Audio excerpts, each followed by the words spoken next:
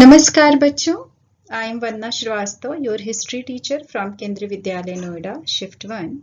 Today we will discuss our class 12th history book, part 3, theme 13, Mahatma Gandhi and the Nationalist Movements, Civil Disobedience and Beyond. आज हम लोग कक्षा 12वीं की जो हमारी इतिहास की थर्ड बुक है, इतिहास की 3 किताबें हैं आप लोगों के पास, फर्स्ट, सेकेंड, थर्ड। तो इस थर्ड बुक का जो 13 चैप्टर है जिसका नाम है महात्मा गांधी और राष्ट्रीय आंदोलन, सविनय अवज्ञा और उससे आगे, हम लोग इस पार्ट पर चर्चा करेंगे और इसकी डिटेल में स्टडी करेंगे।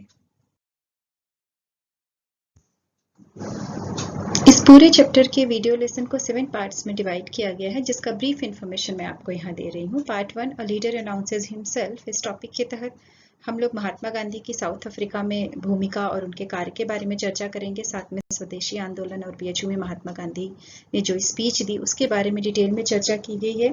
Part 2, the making and unmaking of non cooperation में गांधी जी द्वारा चलाए गए सत्याग्रह, चंपारण, अहमदाबाद, खेड़ा, रॉलेट एक्ट के अगेंस्ट किया गया Rowlatt satyagraha, Jallianwala Bagh massacre, Hunter commission, इसके बारे में चर्चा की गई है। Part 3, knitting a popular movement. इसमें गांधी जी द्वारा शुरू किया गया जो नॉन कोऑपरेशन मूवमेंट है, साथ में खिलाफत मूवमेंट, इन दोनों की चर्चा की गई और किस तरह से जो नॉन कोऑपरेशन मूवमेंट की जो डिफरेंट घटनाएं हैं या चौरी चौरा जो हत्याकांड हुआ उसके बाद किस तरह से इस आंदोलन को वापस लिया गया, इस पर चर्चा है।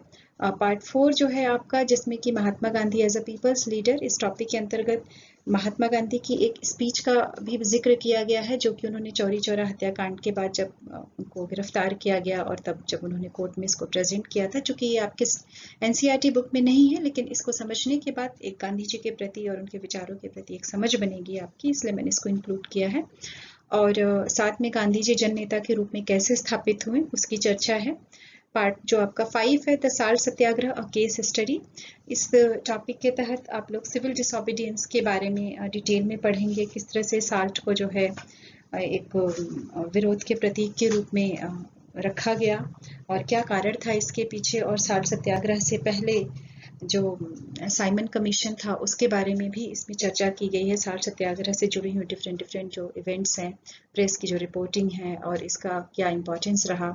फिर राउंड टेबल कॉन्फ्रेंस है, उसमें गांधी जी की उपस्थिति, कांग्रेस का जो रोल है और किस तरह से ये पूरा आंदोलन खत्म हुआ, इसकी डिटेल स्टडी आपको पार्ट 5 में मिलेगा। पार्ट 6 जो है, पार्ट 6 की शुरुआत में सेपरेट इलेक्टोरेट पर जो गांधी जी और अम्बेडकर के जो विचार हैं उसको रखा गया, जो कि आपके किताब में एक स्रोत के रूप में है, और साथ में पूना पैक्ट का भी जिक्र है। और उसके बाद 1935 से 1947 के बीच की जो प्रमुख घटनाएं हैं, खास करके जो गवर्नमेंट इंडिया एक्ट है 1935 का, इसके बारे में, गवर्नमेंट ऑफ इंडिया एक्ट 1935, और उसके बाद जो इलेक्शन होते हैं, फिर सेकेंड वर्ल्ड वार में कांग्रेस और मुस्लिम लीग के जो व्यूज़ हैं, अंग्रेजों की जो पॉलिसी है, किस तरह से क्रिप्स मिशन भारत आता है और वो असफल क्यों होता है। उसके बाद quit India movement, Gandhi ji की उसमें भूमिका, अगेन वर्ल्ड वार खत्म होने के बाद अंग्रेजों का क्या पॉलिसी है, क्या डिसीजन है इंडिया के लिए, फिर कैबिनेट मिशन प्लान और वो कैसे असफल होता है, फिर उसके बाद जिन्ना का डायरेक्ट एक्शन डे का अनाउंस करना और इस तरह से भारत और पाकिस्तान का विभाजन होना, दंगे होना और भारत का स्वतंत्र होना, इन सभी घटनाओं को समराइज करके आपको पार्ट 6 में इसकी चर्चा की गई है। जो पार्ट 7 है, ये जिसका कि जैसा कि टॉपिक से ही आप देखते हैं कि the last heroic days knowing Gandhi, तो इस टॉपिक के तहत गांधी जी के जीवन के जो आखिरी क्षण है, जो आखिरी महीने हैं, उसमें जो गांधी जी का कार्य है, और स्टिल आखिरी महीने ही नहीं बल्कि स्वतंत्रता के पहले भी जिस तरह से दंगों में गांधी जी की भूमिका रही है और स्वतंत्रता के बाद भी, उन सभी पर चर्चा की गई है और किस तरह से लोग विचाराधारात्मक रूप से गांधी जी के विरोध में आते हैं और गांधी जी की हत्या कर दी जाती है। इन सभी मुद्दों पर इस पर चर्चा की गई है। साथ में डिफरेंट सोर्सेज का जिक्र किया गया है, जो कि आपके किताब में भी है कि अखबार के माध्यम से और जो है सरकारी जो दस्तावेज हैं, लेटर हैं या जो बायोग्राफीज हैं, इन पुलिस की जो रिपोर्ट है, इन सभी के माध्यम से हम गांधी जी को कैसे समझ सकते हैं। तो ये आपका कंप्लीट चैप्टर का समरी है, जिसको कि 7 पार्ट्स में डिवाइड करके वीडियो लेसन में आपके सामने प्रेजेंट किया गया है।